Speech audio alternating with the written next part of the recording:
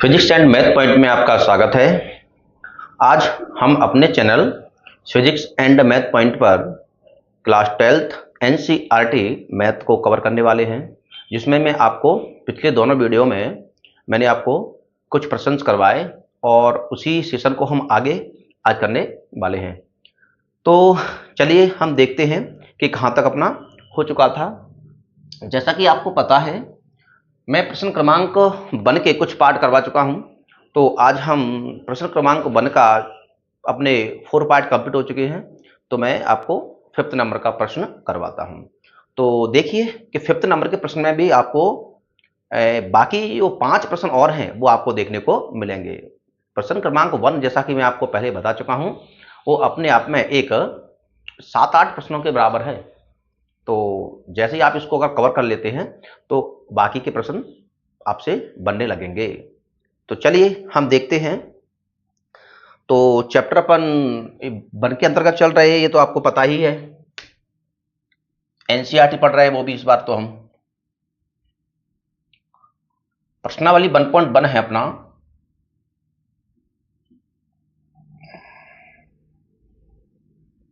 One point one के अंतर्गत हम चल रहे थे और चैप्टर नंबर अपना 1 है संबंध और फलन।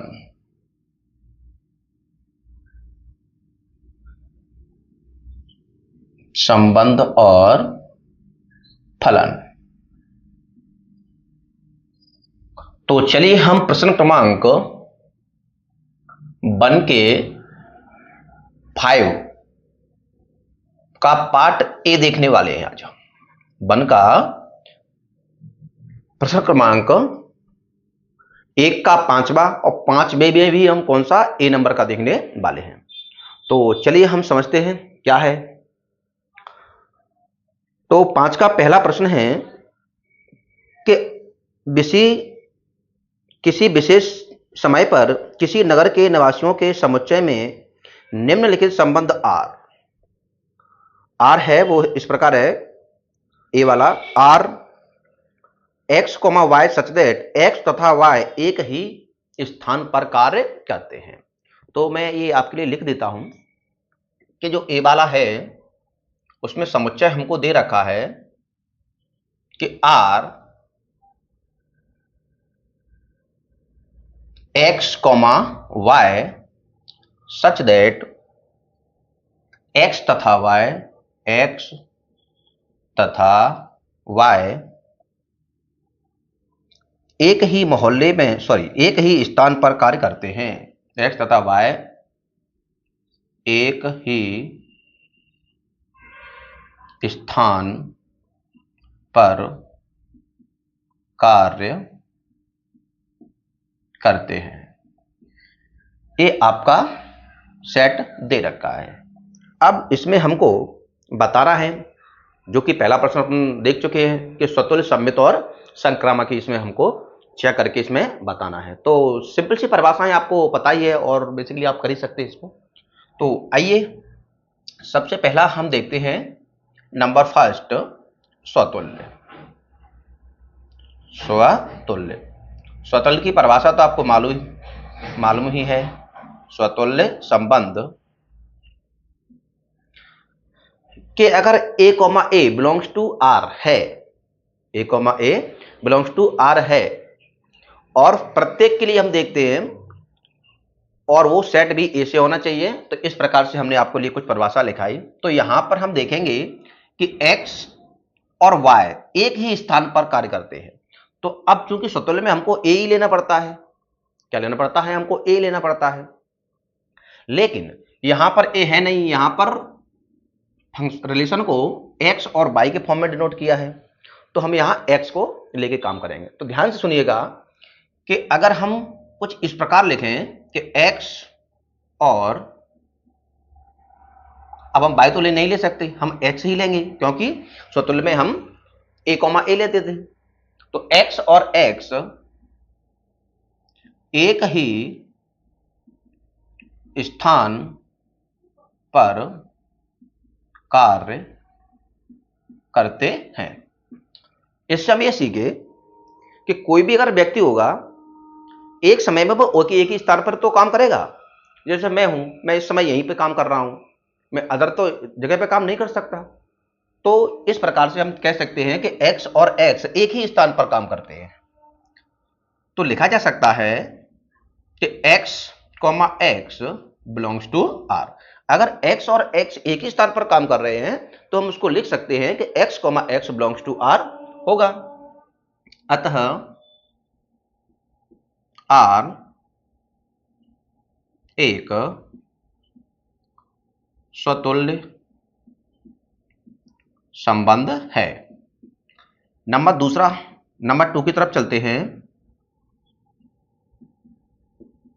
सममित संबंध।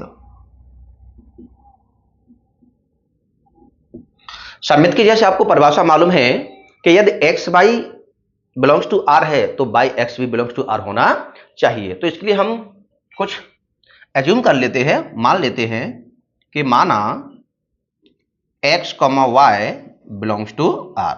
x y है वो उस रिलेशन के अंतर्गत है। तो इसमें अगर हम संबंध को लगाएं तो संबंध है क्या अपना कि x और y एक ही स्थान पर कार्य करते हैं। तो अगर हम इसमें संबंध को लगाते हैं कि x और y एक ही स्थान पर कार्य करते हैं। इसमें मैंने कहा कि x और जो y हैं वो एक ही स्थान पर कार्य करते हैं, तो क्या मैं इसको उल्टा नहीं बोल सकता हूं कि y और x एक ही स्थान पर काम करेंगे? अरे स्वाभाविक सी बात है। यदि कोई दो व्यक्ति एक ही स्थान पर हैं तो मैं चाहे पहले का नाम पहले ले दूं या दूसरे का नाम दूसरे में ले दूं। मैं एक उदाहरण आपको बता सकता हूं। जैसे कि मान लो कोई प्लेयर है, किसी एक ही ग्राउंड में खेल रहे हैं, तो उनमें से मैं नाम ले सकता हूं। जैसे सचिन धोनी का नाम ले सकता हूं। सचिन धोनी एक ही ग्राउंड पर खेल रहे हैं, तो मैं उल्टा भी तो बोल सकता हूं कि धोनी और सचिन एक ही ग्राउंड पर खेल रहे हैं, उसमें कोई दिक्कत नहीं है। तो हम यहां लिख सकते हैं कि y और x एक ही स्थान पर कार्य करते हैं। y और x एक ही स्थान पर कार्य करते हैं, तो इसका मतलब क्या हुआ कि y, x belongs to r। तो हमने माना क्या था, x और y बिलोंग्स टू r, आया क्या y, x belongs to r। तो फिर r अपना एक सममित संबंध है, लिख सकते हैं। अतः r सममित संबंध है। आइए हम थर्ड नंबर पर चलते हैं, संक्रामक संबंध की तरफ। तो नंबर थर्ड है संक्रामक संबंध। तो इसमें भी हम कुछ ना कुछ एज्यूम कर लेते हैं और उससे हम देखते हैं कि बाकी का क्या कंडीशंस बनती है। माना x, y belongs to r तथा y, z belongs to r। इसका मतलब क्या हुआ, अब हम संबंध को लगाते हैं। संबंध अपना क्या है कि x, y एक ही स्थान पर कार्य करते हैं। तो पहले हम इसको देखेंगे। इसका मतलब यह हुआ कि x और y एक ही स्थान पर कार्य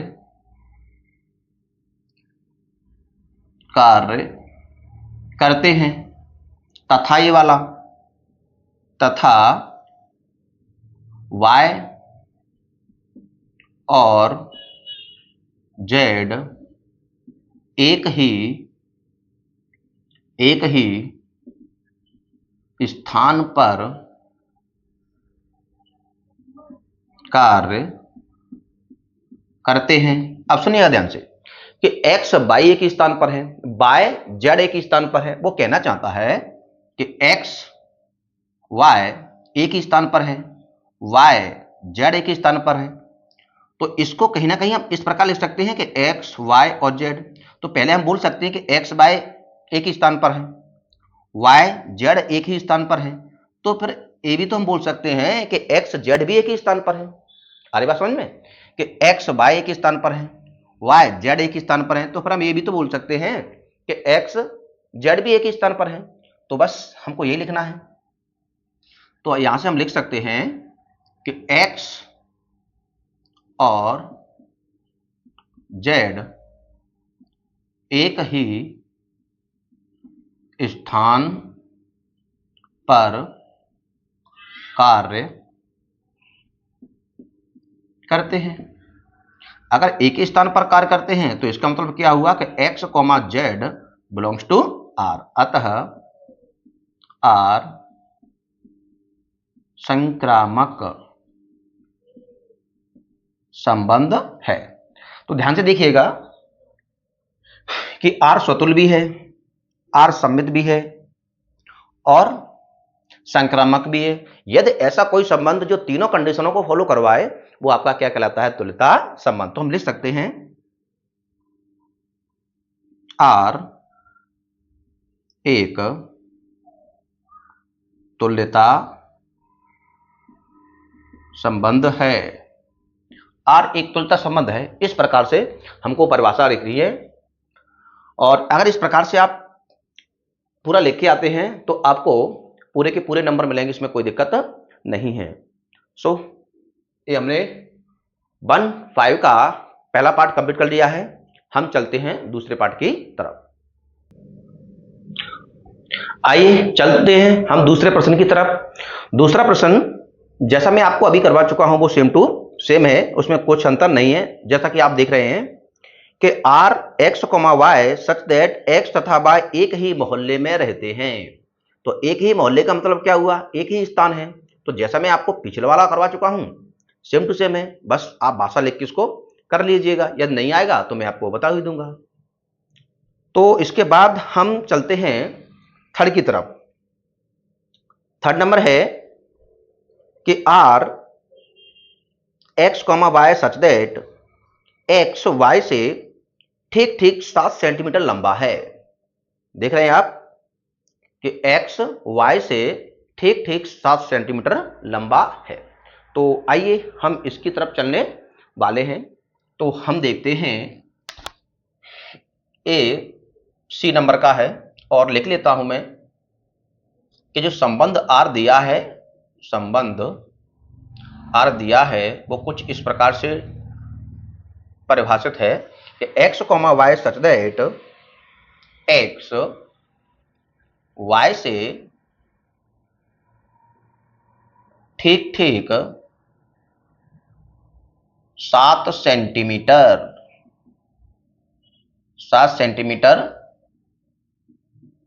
लंबा है। तो देखिए इसको अब हम सॉल्व करने वाले हैं। तो इसको सॉल्व करने के लिए हम वापस से स्वतुल्य, सममित और संक्रामक चेक करेंगे। तो पहला चेक करते हैं नंबर फर्स्ट स्वतुल्य। स्वतुल्य संबंध। तो ध्यान से देखिएगा कि उसने कहा कि x y से 7 सेंटीमीटर लंबा है। तो इसमें तो हम एक ही अभी अब लेके काम करते हैं कि x, x ऐसा कर सकते हैं। तो अब इसमें अगर एक कंडीशन लगाई जाएगी तो x से 7 सेंटीमीटर लंबा है, तो ये तो गलत हुआ ना कि कोई व्यक्ति स्वयं से 7 सेंटीमीटर लंबा कैसे हो सकता है? हो ही नहीं सकता। आ रही बात समझ में? तो हम यहां लिख सकते हैं कि x से 7 सेंटीमीटर लंबा नहीं हो सकता। कोई व्यक्ति स्वयं से 7 सेंटीमीटर लंबा कैसे हो सकता है? अगर ये 7 सेंटीमीटर लंबा नहीं हो सकता तो हम इसको क्या लिख सकते हैं कि x, x does not belongs to r, अतः r स्वतुल्य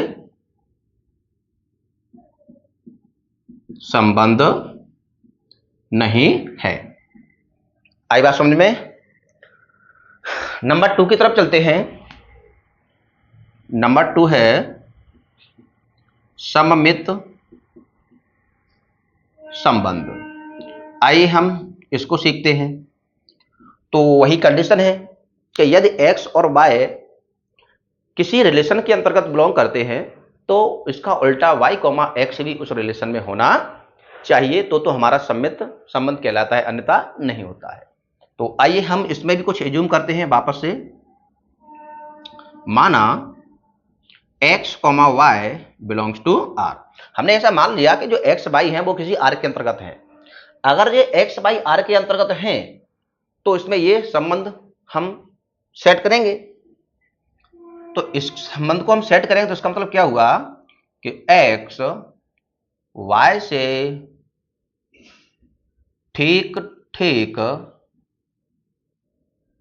7 सेंटीमीटर लंबा है।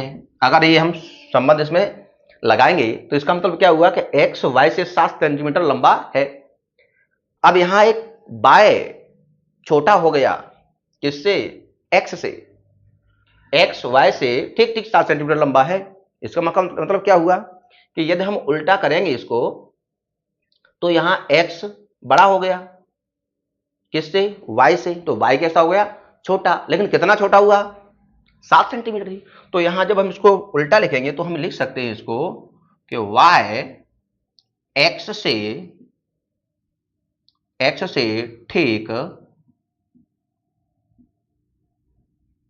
ठीक ठीक 7 सेंटीमीटर छोटा है। ये y फिर x से बड़ा नहीं हो सकता। अगर कोई व्यक्ति यहां पर ये x है और ये y है, यदि y बड़ा है, कितना बड़ा है? 7 सेंटीमीटर। सॉरी, पहले क्या है? x y से ठीक ठीक 7 सेंटीमीटर लंबा है, x लंबा है। यदि हमने ये बोल दिया कि x y से 7 सेंटीमीटर लंबा है तो इसका मतलब क्या हुआ कि y x से 7 सेंटीमीटर छोटा है। बस सिंपल सी बात कहानी है। यदि y x से ठीक ठीक 7 सेंटीमीटर छोटा है तो y, x does not belongs to r। अतः r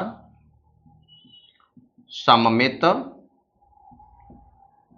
संबंध नहीं है। बहुत सरल है, इसमें करने की कोई बात है ही नहीं, बहुत इजी है, ये तो आपको भी समझ में आ रहा होगा।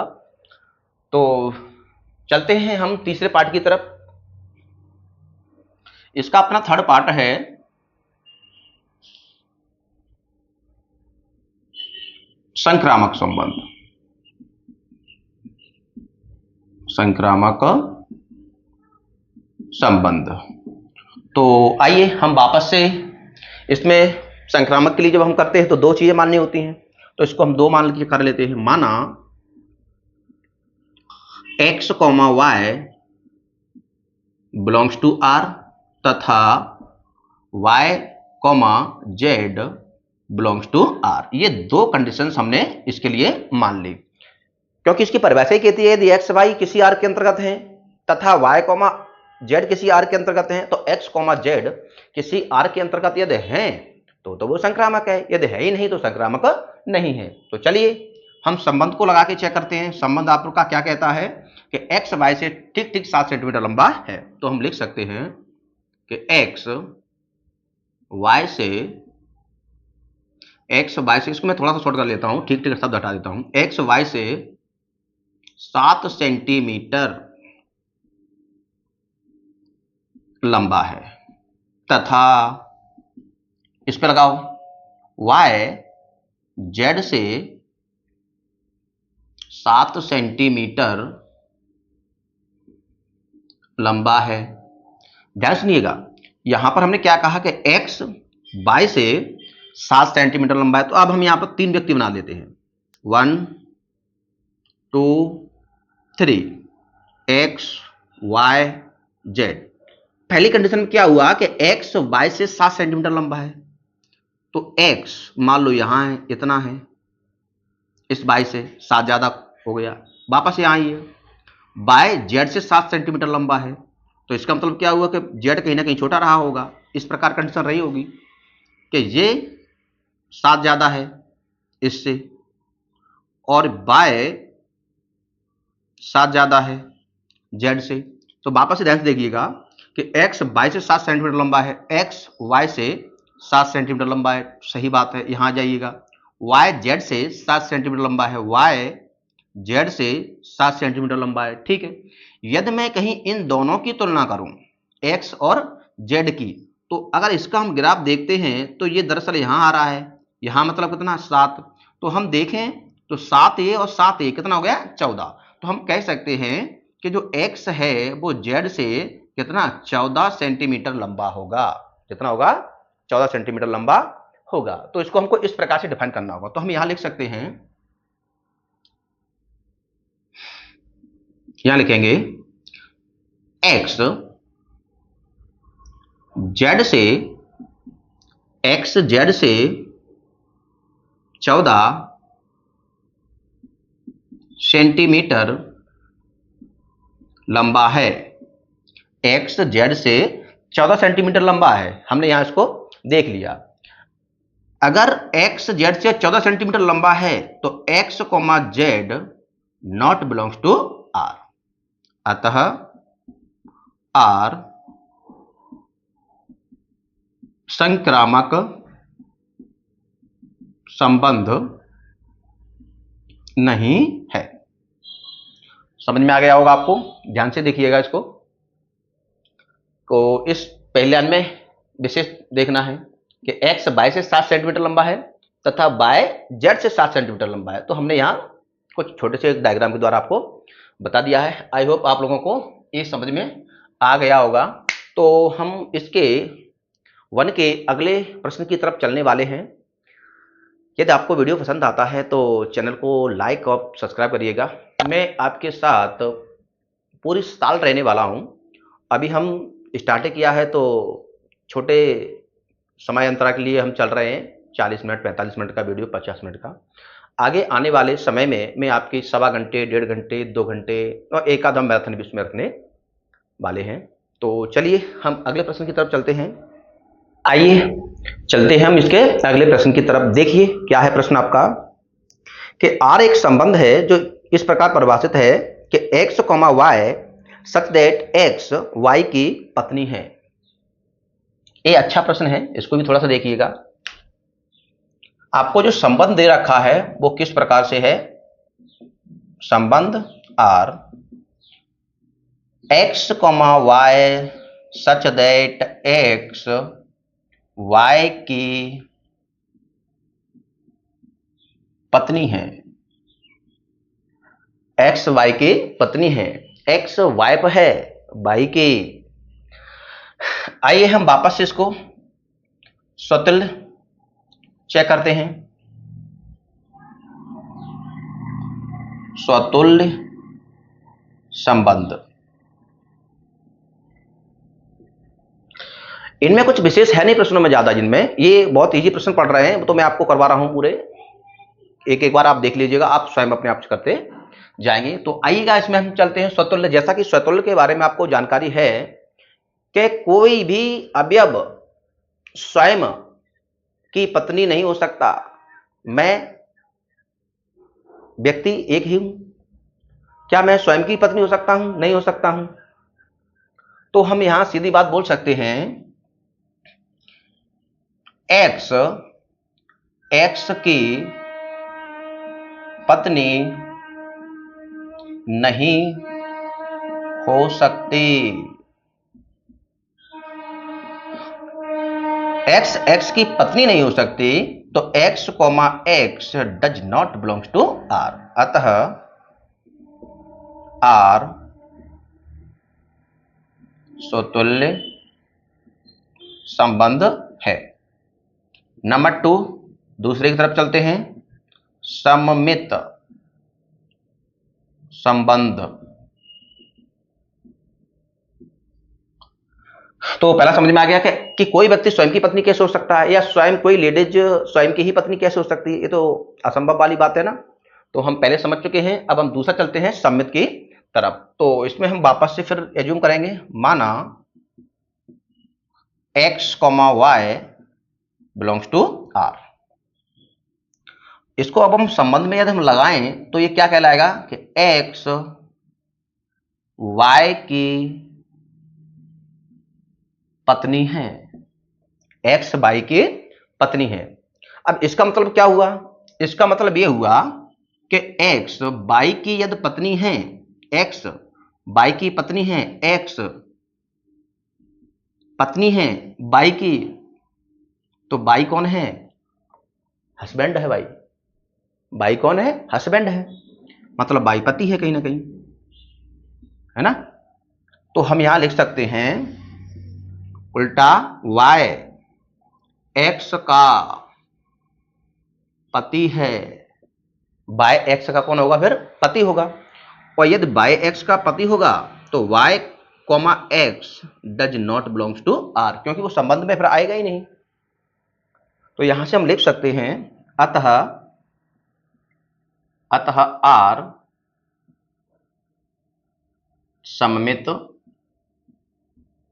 संबंध नहीं है। समझ में आ गया होगा कि यदि एक्स वाई की पत्नी है तो वाई पति कहलाएगा, पत्नी तो हो ही नहीं सकता। नंबर 3 की तरफ चलते हैं। नंबर 3 है संक्रामक संबंध। तो इसमें भी हम वापस से जूम करेंगे। माना x, y belongs to R. अब इसमें ध्यान से सुनिएगा,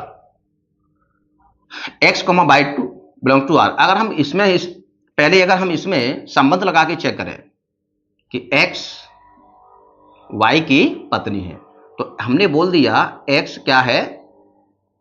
x पत्नी है y की। इसका मतलब क्या हुआ कि y पति है। अगर हम यहां दूसरे संबंध की तरफ जाएं कि y, z belongs to R, अगर हम ऐसा इसको लिखते हैं और अगर हम वापस यहां संबंध लगाते हैं कि y पत्नी है z की, तो इसका मतलब क्या हुआ कि z अपना पति होगा। लेकिन एक बात देख लीजिएगा कि जब y यहां पति है और y यहां पत्नी है, तो एक ही व्यक्ति पति पत्नी कैसे हो सकता है? अरे बात समझ में। इसको अगर हम यहां से देखते हैं कि इसको मैं खोल के चेक करता हूं और इसको भी मैं खोल के चेक करता हूं, संबंध लगा के चेक करते हैं, क्योंकि संबंध अपना ये दे रखा है। यहां हमने देखा कि x पत्नी है, ठीक है, किसकी? y की, तो भाई ये y पति है। अगर मैं इसको ऐसा लिखता हूं तो यहां क्या है? इसका मतलब कि y पत्नी है इसके अकॉर्डिंग, तो z क्या है? पति है। इनमें हमने देखा कि y कॉमन है, लेकिन y यहां पर पति है और यहां पर पत्नी है। इसका मतलब क्या हुआ कि एक ही व्यक्ति पति पत्नी कैसे हो सकता है? तो इसका मतलब ये हुआ कि दूसरा नंबर आ ही नहीं सकता, दूसरा वाला हम मान नहीं सकते। तो सीधी सीधी बात ये हुई कि हम लिख सकते हैं इसको कि x, y belongs to R, लेकिन y, z not belongs to R. हम दूसरा लिख नहीं सकते इसको, y, z belongs to R हम लिख ही नहीं सकते। तो इसका मतलब ये हुआ कि केवल एक ही काम है, एक ही हो रहा है। तो संक्रामक संबंध मैंने आपको बताया है कि x, y belongs to R अगर एक ही है और y से स्टार्ट होने वाला है ही नहीं, तो भी उसको हम पास कर देते हैं, तो भी क्या बोलते हैं? संक्रामक है। तो हम नीचे लिख सकते हैं अतः संक्रामक संबंध है। ज्यादा यहां थोड़ा सा फॉल्ट हो जाती है संक्रामक में, कई बार चेक करने के लिए बच्चों को, तो इस प्रकार से आप ध्यान रखिएगा कि अपन इसको ऐसा नहीं लिख सकते। तो हम देख रहे हैं ना यहाँ पे कि x और y बिलोंग्स टू आर, पहला संबंध लग रहा है लेकिन दूसरा लग ही नहीं रहा है, तो इस दूसरे को हम लिख ही नहीं सकते हैं, दूसरे को हम लिख नहीं सकते, ना ही मान सकते हैं, है ना। ये देखो, इसलिए मैंने ये लिख दिया। तो ये अपना कंप्लीट होता है इसका पार्ट। सी नंबर वाला आपका कंप्लीट हुआ। सी वाला हुआ है कि डी वाला हुआ है? सॉरी, डी वाला पार्ट आपका कंप्लीट हुआ है। तो इसके अगले पार्ट की तरफ मैं आपको लेके चलता हूं। चलते हैं हम फिफ्थ की तरफ, अर्थात ई वाले पार्ट की तरफ। तो ई वाला पार्ट हम आप देखते हैं। तो ई वाला अपना जो पार्ट है वो कुछ इस प्रकार से, चलिए सुनिएगा कि आर एक संबंध है जो इस प्रकार परिभाषित है कि x, y such that x y के पिता हैं। इसमें पिता वाला संबंध है, बहुत सरल है, जैसा कि हमने आपको अभी करवाया था इसी प्रकार से है। तो आपको जो संबंध आर दे रखा है, संबंध आर दे रखा है, वो कुछ इस प्रकार से दिया है, x comma y such that x y के पिता हैं, एक्स वाई के पिता है। अभी पत्नी वाला संबंध था तो पिता वाला आ गया, बहुत सरल है। नंबर फर्स्ट वापस से देखते हैं, स्वतुल्य संबंध।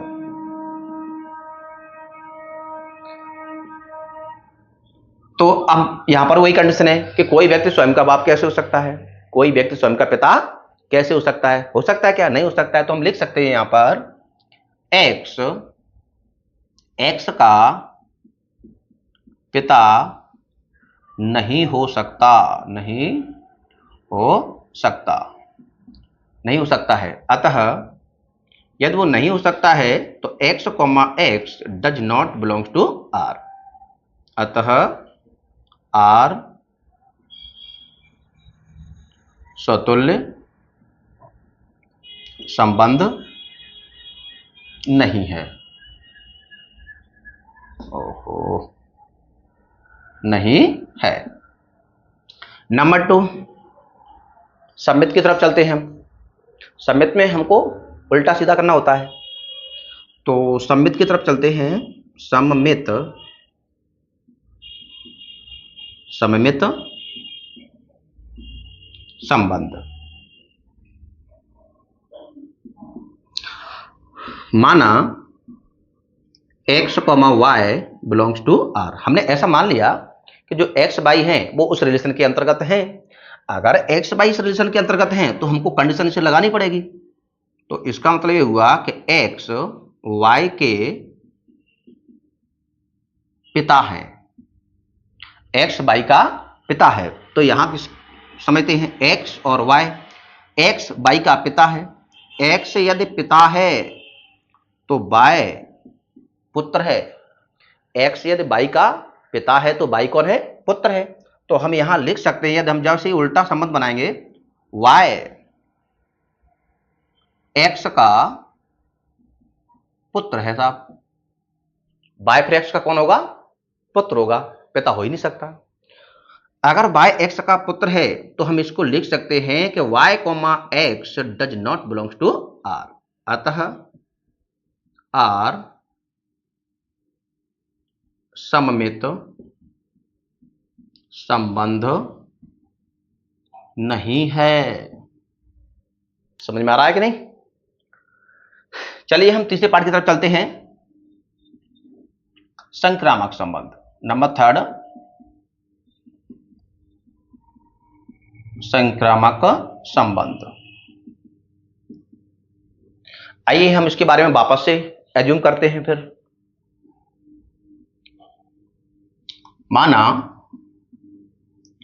x comma y belongs to R तथा y comma z belongs to R. अब इसमें ध्यान रखिएगा, इसमें पिता वाला संबंध है तो पिता हो सकता है। जैसा कि मैं इसमें संबंध को लगाता हूं कि x y का पिता है तथा इधर आओ y z का पिता है। अब यहां समझते हैं, x ले लिया हमने, y ले लिया, z ले लिया। ध्यान सुनना, x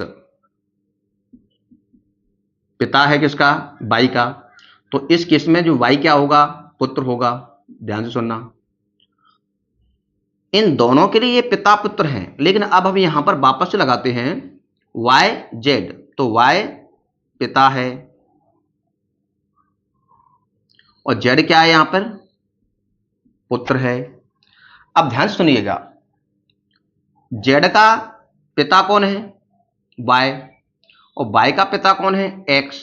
तो यदि हम यहां अगर रिलेशन बनाएं तो पिता पुत्र का नहीं, तो इस z का जो x है वो दादा कहलाएगा। कौन कहलाएगा? दादा, क्योंकि बेटे का बेटा है, बेटे का बेटा है। ध्यान सुनिएगा, x का पुत्र कौन है? बाय। बाय का पुत्र कौन है? जेड। तो मैं देखूं तो जेड जो है सीधा एक्स के साथ यदि वो संबंधित होगा तो ये पुत्र का पुत्र है, इसलिए ये पुत्र और पिता का ना होते हुए किसका होगा? पोता और दादा का संबंध होगा। तो हम लिख सकते हैं यहां पर एक्स जेड का दादा है। अगर एक्स जेड का दादा है तो x comma z not belongs to R. अतः आर संक्रामक संबंध नहीं है। इस प्रकार से हमारे प्रश्न क्रमांक 1 कंप्लीट होता है। अभी अपन 1 की तरफ चल रहे हैं। 4 उसमें देखे, 5 इसमें देखे, अपने 9 प्रश्न ऑलरेडी अपन कर चुके हैं इस प्रश्नावली 1.1 के अंतर्गत।